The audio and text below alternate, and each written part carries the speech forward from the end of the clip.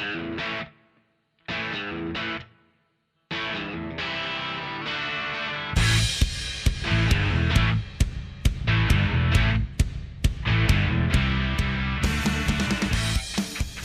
and welcome back to another episode of Free Kick, the official AFLW fantasy podcast. Today we are here to talk about the Gold Coast Suns, and I'm very excited to have Will join me here today. How you doing, Will? I'm very well, thank you. How are you going, Johnny? Yeah, pretty good. I think the Gold Coast has always been one of my favourite teams. I reckon up there from the moment we started doing this podcast, they've just kind of been rising. And last season they got even higher than they have in the past. Yeah, they looked really good last year, the Gold Coast Suns. They finished 5th with 6 wins, 3 losses and a draw. They were pretty much just a better side than everyone that wasn't in the top 8, quite frankly. And they were very close to making that top 4, only just missed out by either a game or percentage. And yeah, overall a very improved team. Yeah, no, it's exciting to see. I feel like they've got a very, very good core on every line, but obviously, with every preseason comes a lot of off-season movement. So why don't you take us through some of the changes that have happened coming in for the Gold Coast Suns? Who can we expect to see this season? Brought in 3 players via trading. They brought in Ellis Smith, untried player from Brisbane, Charlotte Wilson, key defender from Melbourne, and the big fish that they did manage to recruit was Katie Lynch from the Bulldogs. Very, very good key defender and interceptor. Also brought in some great young talent via the draft. They had 5 picks later in the draft, and they managed to pick up Keely Fullerton, Taya Oliver, Kiara Bisher, Sienna McMullen, and Annabelle Kiewit. And they've also signed Lauren McConville as a replacement signing. Ooh, interesting. It is interesting that their draft picks came so late in the piece. I guess that's the excitement of trying to land a player like Katie Lynch. Yeah, exactly. And I think that in what will prove to be the final state-based draft, doesn't really bother them too much, considering Brisbane's the only people they're competing with, and they didn't have a huge amount of picks high up in the draft, considering they won the premiership. So yeah. I think it was probably the year to do it if they wanted to take a fair few picks later in the draft. Yeah, absolutely. On the flip side of things, there was a little bit of talent departing the club. Do you want to take us through some of those? Yeah, they've lost a fair bit of experience and a few players on every line. Ellie Drennan is a big loss in that midfield, has headed over to West Coast. Lauren Ahrens, key defender, and Bess Keeney, a halfback and a winger, have departed for the Bulldogs and Essendon, respectively. And Kalinda Howarth, who was coming off an ACL injury, she has been traded to Collingwood, a former All-Australian there, so that's quite a big loss of talent. They've also delisted 3 players in Talia Mayer, Kaylee Kimber, and Claire Ransom. Yeah, it's a big group of players going, but I think you were saying a little bit earlier before we started recording, a lot of this talent is quite old that's left the club. Yeah, absolutely. Ellie Drennan, Lauren Ahrens, and Bess Keeney are all 32 or older, so they've kind of looked to rejuvenate from within and also through some of their inclusions. And while those were all very, very good best 21 players, I think they've probably been able to replace them fairly like for like. So I think Kalinda Howarth is probably the most interesting one that they'll be seeking to replace that half-forward role, a key part of their transition play, who they didn't really have last year, interesting enough. Yeah, and that's, I suppose, as good a time as any to say, why rely on what we're guessing for? Let's throw over to the experts. And I believe it was Mel had a chance to sit down with Lauren Bella a few days ago. So let's see what she might have to say about the Gold Coast Suns. Yeah. Okay, so today, as part of Free Kick's Gold Coast team review, we're very fortunate to be able to interview the very talented Gold Coast ruck, Lauren Bella. Lauren, how's it going? Good, thanks. Thanks for having me. Of course. So, the Suns had their best season to date last year and were really on a roll at the end of the season with 2 wins and then making it into finals. Absolutely huge achievement. How are you guys feeling coming into season 9? We're feeling really great. We've put in a really solid preseason.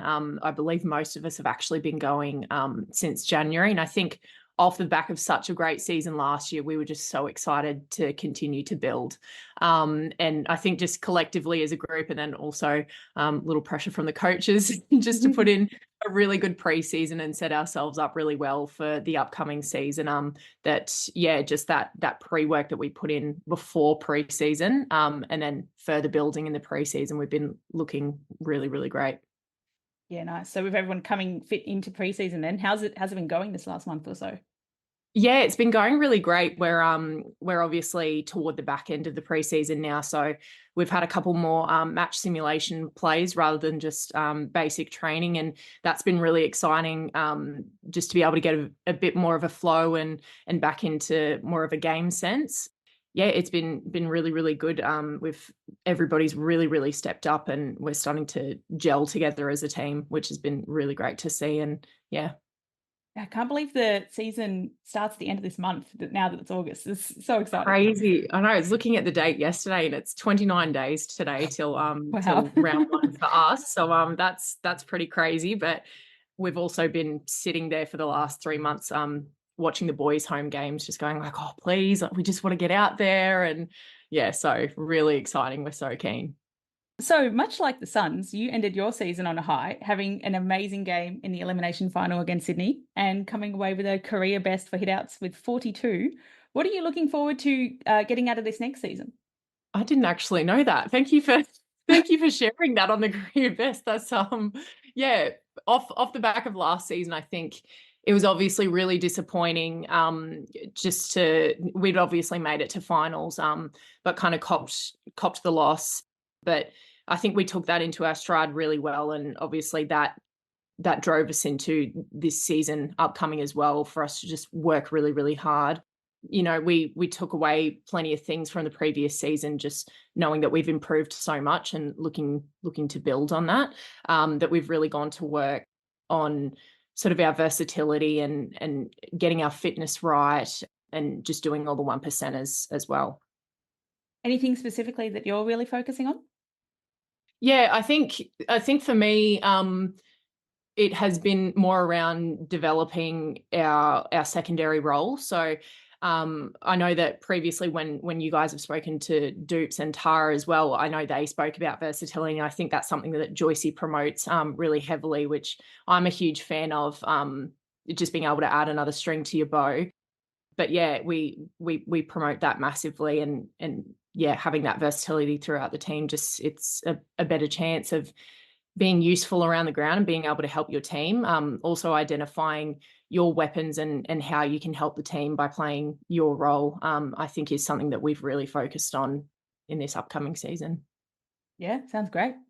Now just going through a couple of the lines and some of the players who got there. In the midfield, got to start with the midfield. Last season was just incredible for Charlie Rowbottom, Claudia Whitford, Lucy Single, all had just breakout seasons. I wonder, as an experienced AFLW player, did you get a sense that breakout was coming when you were in preseason last season? I don't think there was a clear breakout. I think I'm very close with all of those girls. We're a very tight-knit midfield, that I actually do see that at training all of the time. It was just really great to be able to see it, sort of them to come off for that on the field and in front of everybody, and especially for them to get the recognition this year. I think they've always been really, really hard workers, particularly Lucy and Claude's as well. Charlie's just always been a beast. So yeah, for those girls, and I think just recognition as the really well-oiled machine as a midfield was really, really great to see. And obviously as a ruck, I love being able to have just a midfield that once the ball leaves my hands, just being able to get to work, and I trust that they're going to go out and do their thing. Yeah, actually, that makes sense, because you would have been training with them all preseason, so you kind of see this like gradual kind of momentum. But for someone just watching the game, you get to round one and it was like, whoa, yeah, it's all happening. Yeah. So how's the midfield group shaping up this preseason then? Kind of same build, same energy? Yeah, I think same energy, just looking to build on that further. I think what's been really exciting as well is we've obviously had a pretty core group that's played consistently across the last couple of years in those roles, but we've got quite a lot of depth to our midfield this year in terms of who will roll through. So we've really been looking to develop those people in those roles, and even our new recruits as well. They've been shaping up really well and just putting their heads down at training and working and wanting to learn, and they've been doing amazingly at Match Sim as well. So that's really exciting, just to know that whoever's going to roll through, that we've got a really clear game plan and we're able to execute. Yeah, actually, I mean, that's exactly what I was going to ask about next, which is we saw Ali Drennan depart after, I mean, she'd been a midfield stalwart since the start of season 5. Mhm. Given that she left in the off season, who do you think might be replacing her time in the midfield this season? Yeah, I think that was obviously sad to see Dreno go, but we're quite confident in being able to bring other people through her position as well. And I think what's great with our midfield is we're so diverse and we've got so many different weapons across the personnel that are rolling through there. I think in terms of who will take up her role, I've really been enjoying seeing Maddie Brancatisano roll through there. So I know previously she's been more of a forward mid type role, but has really gotten to work in her midfield craft this year, which has been great. And then also we've had Ella Mora and Ella Smith, the two Ellas. So Ella Smith coming from the Brisbane Lions, a younger recruit, but has been going amazingly in match sim. And then I think for Ella Mora, having come to the club last year and played a couple games, she's just really gotten to work this season as well and has upped her game. So really excited for those three to roll through. Awesome. That's fantastic to hear. Okay, so oh gosh. Sorry, clicked the wrong button. Right. My mouse just died before this interview, so I'm on my Oh, trackpad. brilliant.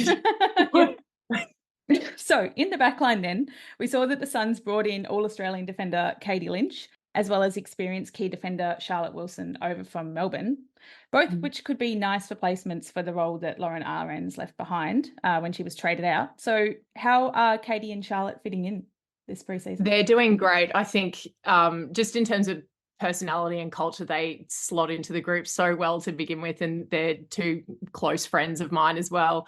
I think for Katie, what's really exciting for her is she is such a natural leader and leads by example, and I think her playing sort of that key back position and being able to be vocal and directive to her defenders in front of her has really been a great point in her game, and being able to step in place of Lauren Ahrens.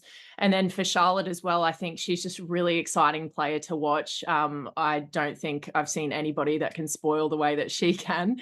And yeah, she's just such a strong body and very competitive as well.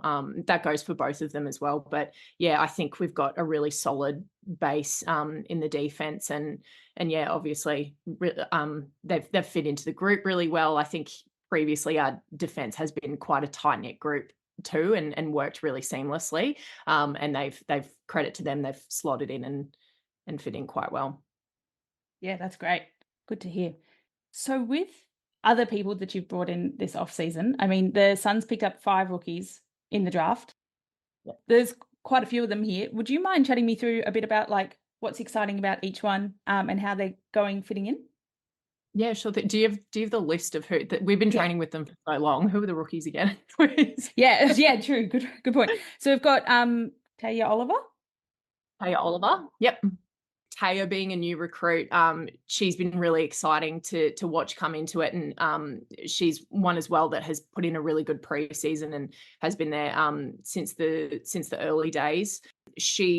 I know has been rolling through that forward line a little bit and has been really exciting. I think for her, what I've noticed especially is she's a really accurate kick. Nice. And really gets to work as well. So yeah, that's been exciting for her to watch her come in. But yeah, hopefully seeing her debut this year. Interesting to hear she's rolling through the forward line. I think from some of the reading we'd been doing here at the pod, we were pretty excited to see her, given she smashed that kind of halfback role in the QAFLW. So yeah, it sounds like someone that can be quite versatile there. We've also got Kiara Bishaw. Yeah, I think Bish being a defender, she's really stepped up this year. It's been really impressive just for somebody that's so young as well to slot into the role she has. And again, I think it's quite consistent across all of our the younger ones that have come in, that they really just have put their head down and they're working really, really hard. I think Bish is kind of leading in the front with that one. And then yeah, I think it's really exciting her in a 1v1 contest. She just gives it a crack and doesn't give up. And yeah, especially during the match sims that we've seen, yeah, a lot of confidence in her to be able to win those. And yeah, she's continuing to just wanting to learn and build every day. Yeah, I love it. Next, we've got Lauren McConville, which I can see that she's a Irish player that was brought in recently to replace Yeah. Sienna McCullen, who did her ACL, unfortunately. Has Lauren arrived? She has yet to touch Australian soil at the moment, but she will be arriving soon. I think the plan for her at the moment, I haven't been able to speak to her yet. Can't wait to meet her though. But yeah, we've seen obviously the highlight reels of her, and she just looks like she's just got speed. She's looks like she's going to roll through as a small forward as well. So being able to support the tools in the contest and being able to crumb those balls and hopefully get a couple of balls through sticks, I think will be her role. Nice. I mean, if we've seen anything from Irish recruits in the past, they're often able to just hit the ground running and smash it out straight away. So that's not too concerning. In terms of another couple of forward rookies, we've got Keely Fullerton. So Keely rolling through that forward role a little bit, but has actually had more of a shot on the wing this year, has been more of her role.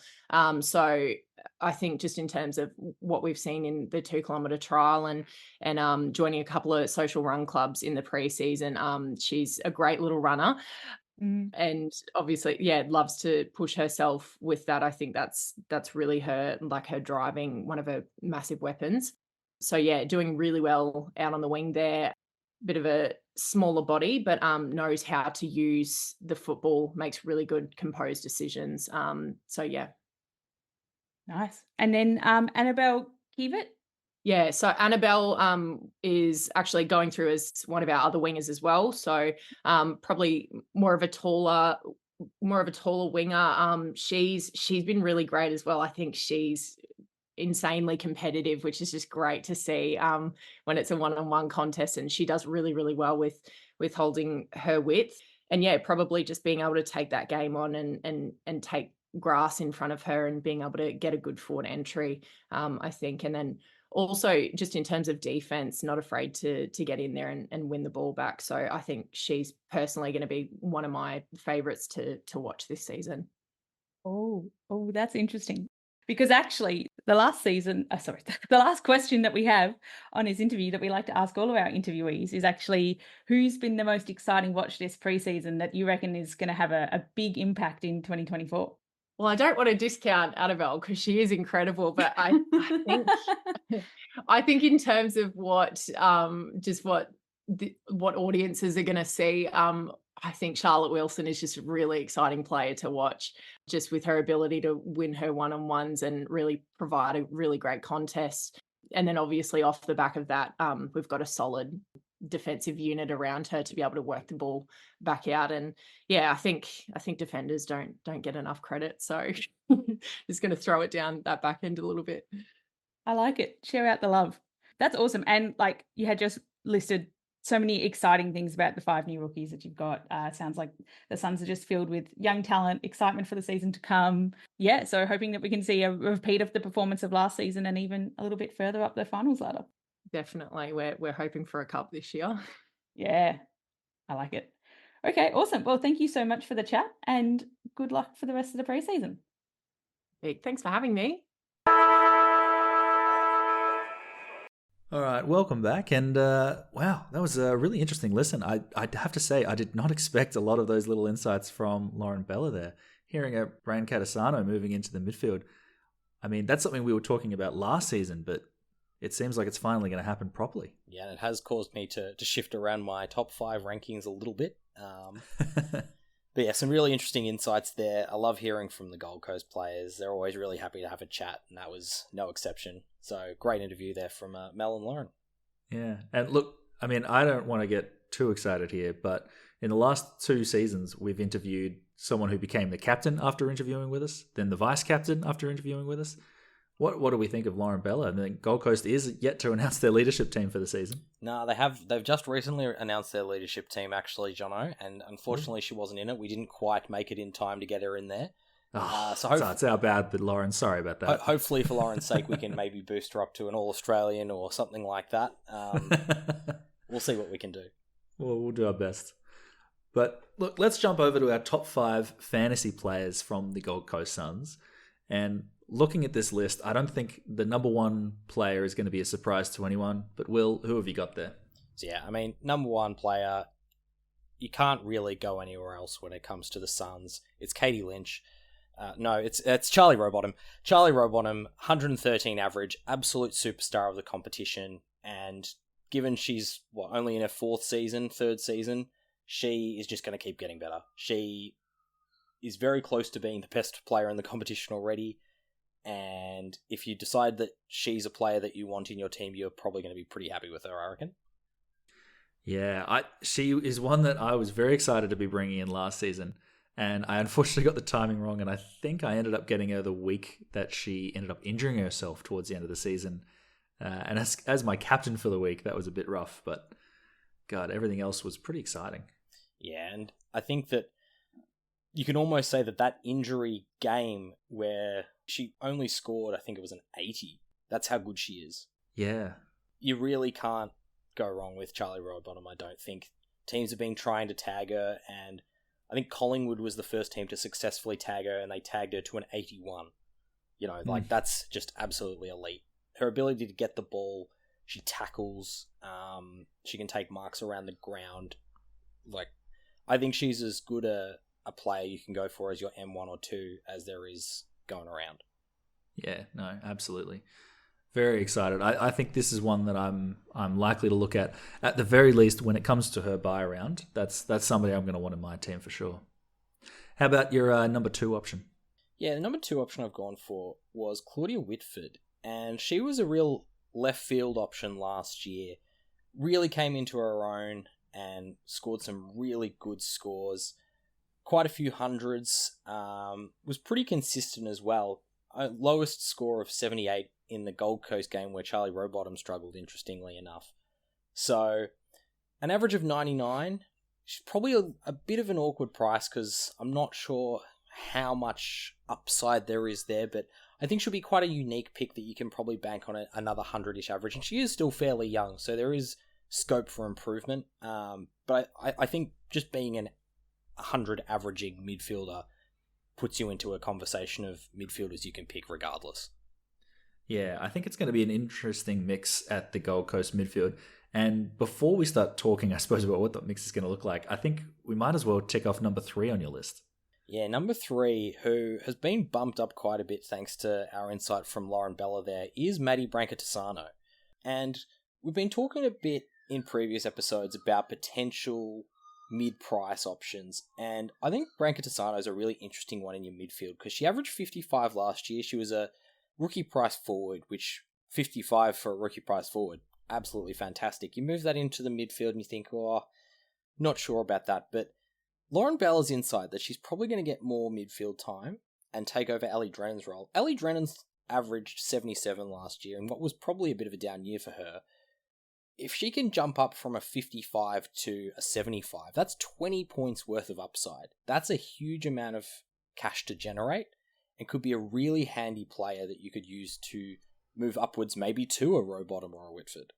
Yeah, absolutely. And she's listed as a midfielder because she did play a little bit of mid last year, but we've seen in other platforms that she's listed as a mid forward. So she definitely was sort of mixing her time a little bit between those two lines. The question really is, how much of that midfield role is she going to take on? Yeah, exactly. And if that's something we see early on, like she's a staple of that centre bounce, and she is competing for that role with players like Lucy Single. If she does get a fair bit of midfield time, I think there's definitely scope for her to boost that average up towards a 70. I think she's a talented enough player to do that. So definitely a preseason watch, and one that we've sort of scrambled to fit in thanks to that interview, but could be a really interesting mid-priced option. Yeah, I would really be hoping, because 55 is such an awkward price, I think I'd be hoping for an 80. I think that's enough that I would go, yeah, lock that away. I think at a 70, geez, you'd really be line ball call there. I'm not sure. With some of the other options that we've got this season, it's a tough one to pull out. Yeah, so I think it's quite an interesting option, but definitely a fair bit of risk involved. So no Not a lock by any stretch, but still, if you're looking at mid prices to try and maybe save a little bit of money, Branka Tisano might be one of those options to get you there. Yeah. I love to hear it. You know, when you look at their list, it's actually really challenging to figure out who else is going to run through their midfield, because outside of Rowbottom, Whitford, and Branka Tisano, I mean, your options are Lucy Single that you brought up before. Is there anyone else we could really be looking at? Well, it's actually very interesting because in the platform itself, they only have 5 listed midfielders. Yeah. So someone's going to get some time in there, or they're just going to have a really tight group. So the 5, we've talked about 4 of them already, which is Charlie Rowbottom, Claudia Whitford, Lucy Single, and now Branka Tisano. And the other one is a popular rookie from last year, Alana G, who has played in a variety of roles. She could be a player that also gets a bit of midfield time, but I think Branka Tisano is probably ahead of her in the pecking order. Yeah, I think, doesn't G play a little bit on the wing as well? So she'd float in and out. Yeah. I wouldn't have thought she'd be the main one. She played a bit on half back last year, a bit on the wing, so you could see someone like a Neve McLaughlin get in there. You could see one of these young draftees, like a Keely Fullerton, maybe push in there off the wing. It's going to be interesting, but I think that their main centre bounce will almost always be Rowbottom, Whitford, Single. I think that just will be how they go into it, and it's how much time Branka Tisano can get over that one of those 3 that will determine whether this becomes an interesting mid-price pick. Yeah, it definitely makes players like Rowbottom and Whitford a lot more tempting looking at that. Just going that they're going to have to put in a Herculean effort this year just to make sure that they're performing to the standard they did last season. Absolutely, and midfield time is really important for our midfielder scoring, and if you've got a really tight-knit midfield group, it can really help. And if Branka Tisano becomes that midfielder, as I said, it means that she could be really worth that punt. But again, watch in the preseason, see how that midfield lines up, and potentially you might have a bargain. Yeah, absolutely. Looking at other lines, though, your number 4 pick was one of the higher averages on her line last year. Yeah, it's Daisy Darcy, who was one of my favourites last season. Very, very consistent player in the back half. She was a very, very consistent player, particularly as she pushes up, and they like to use her kicking. She's a really elite kick. Very, very rarely pushed up above the really high-scoring defenders that we have. So her ceiling score was a 78, which is really good, but probably not quite the elite level. But other than a couple of 40s, she was always in that sort of 60 to 70-ish range, which means she's a player that you know what you're going to get. And given she's still a fairly young player and a player that they like to get the ball in the hands on, I can see her pushing up the ground a bit, especially if players like Katie Lynch can get involved a bit more across half-back. We know she can play a bit across the wing. She might even be one of the players that gets in that midfield rotation. So I think she's definitely an option that you can consider. Whether I'd start with her, I'm not sure. I think she gained most of her value last year. But she's a player that I could definitely foresee having a 5 or 6 point boost that we might be looking at a bit later in the year. Is she one of the people that would benefit from Bess Keeney's departure in that sort of transition out of defense? Or is she more the person that is distributing the ball out, would you say? I'd say she's probably more a distributor. I think Bess Keeney probably played a bit more of a defensive role than Daisy Darcy did, but they were both important in the Gold Coast Suns transition from halfback. I think Daisy Darcy it's probably more whether she can get up the ground or not. Less so about Bess Keeney. I think it's actually more how do they structure up in terms of their tall defenders, because they've got quite a few key defenders down there. They've got Viv Sard, Katie Lynch. They've also got Charlotte Wilson, who's just come in, Clara Fitzpatrick, so they can line up pretty tall down there. And if someone like a Katie Lynch can be more of a small tall, it does give her scope to push up and possibly be part of that midfield mix. So it's something that I'd definitely keep an eye on, because she's an elite kick, as I've said. She's a player they want to get the ball in the hands of, especially going forward. She's a player that they often looked for with handball to try and kick inside 50. If that's something that she can get a bit more of, then maybe that's going to push her up towards that 70 average, and that makes her really, really interesting. But it will depend on how, firstly, that back line shapes up, and then the midfield. So yeah, one to see what her role will be. But I think she's a fantastic player and a player that there is scope for development. So I can see her definitely averaging over 60 again this year, put it that way. Yeah, fair enough. Now, look, at the other end of the ground, Gold Coast had a fantastic year with some of their goal scorers, very, very powerful up front. And your number 5 on the list was a big reason for that. Yeah, number 5, I've put a friend of the pod, Jack Depay, who had an outstanding season last year, averaged 68, which put her as the 6th highest averaging forward. Which is quite interesting. Well, for this coming season, which is very important for a year with very few options.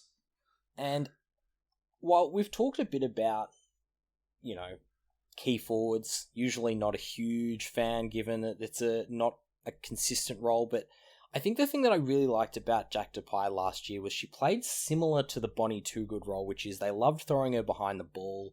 They loved getting her up the ground because she's a fantastic mark, which left Tara Hanamore as deep forward. And if you've got a forward who's relying more on marks than they are on goals, it allows them to be a fair bit more consistent. So I think that she's a player that I'm not sure there's a huge amount of value there. I don't know if she's going to increase that score.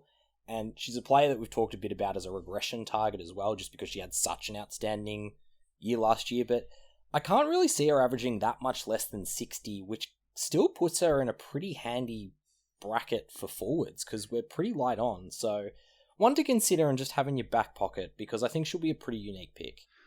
Yeah, it's definitely interesting. I mean, to have a broader look at the forwards, there are very few at that top end that I really expect to improve their scores. Like, Toogood obviously had one out of the box and was phenomenal. Gemma Houghton was also highest career season. Like, a lot of these players that I'm very strongly considering, I'm expecting to regress. So I don't want people to look at Jackie Dupay and just go, no, it's not for me. It's too much that she's going to regress. Because if she can hold that average, I think that's probably a fair shout at being enough to stay in the top 5 for the season. Yeah, I think that she'll definitely be there or thereabouts again. And the way it is, a 60 might just be good enough.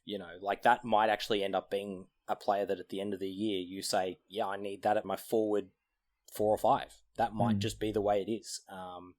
Definitely one to put into your calculations as a slightly alternative forward option. Yeah, no, it's an interesting one. I'm just having a look at the Gold Coast run for the year. And they definitely start with a bit of a favourable run. So St Kilda to start with, and then Carlton, GWS after that. You would have thought there's some opportunity there. Yeah, and it's almost funny because I almost think maybe that's not advantageous to Depay because they like throwing her back late in quarters when it's close. So maybe if they're going that well, maybe she won't get that added boost from 2 or 3 intercept marks. But hopefully it will be supplemented by a few extra goals and it won't make too much of a difference. Now, we've got a Jono special here, and this one is a very special one because it's a player that has burnt a lot of coaches, and we've already talked about her a fair bit. Yeah, it's a big one. It's Katie Lynch, and Katie Lynch is one that I guess has been fantasy relevant for so many seasons, but very much yo-yos around with her score. So Katie Lynch is priced at 54, and really, I think that's unders what she is capable of. She's had seasons in the past where she's gone well over 60. The real question that we have here is what is her role going to be for the Gold Coast Suns? So at the Bulldogs, they were really, really starved, I think, of having these tall defenders. And she was often sort of chucked into these key defensive roles. And she is very good at them.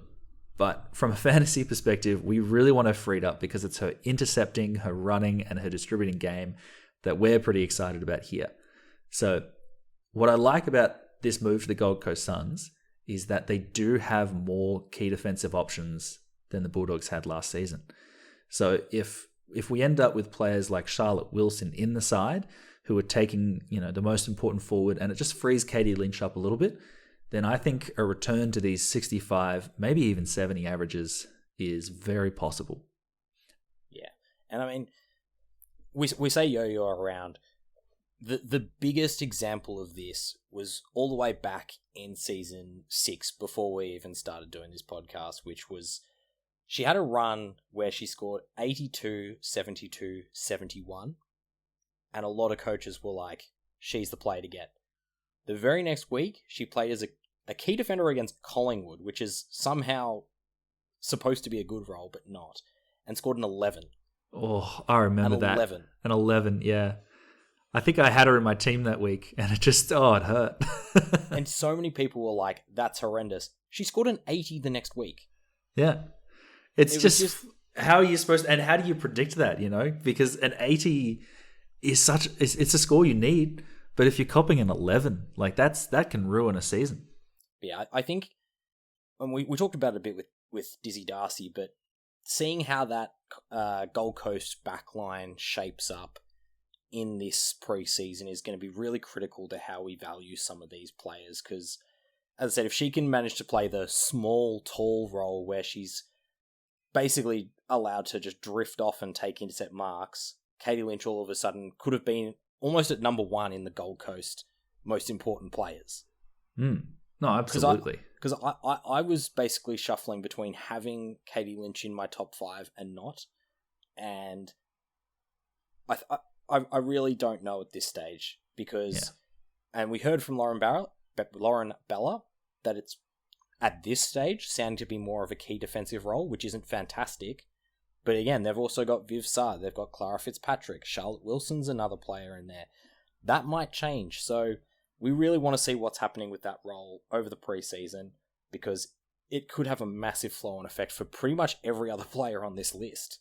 No, for sure. I think this is a practice game watch and a half, so that'll be exciting. Are there any of these young draftees that you're looking at, Will, that have come in that could potentially get a role round one?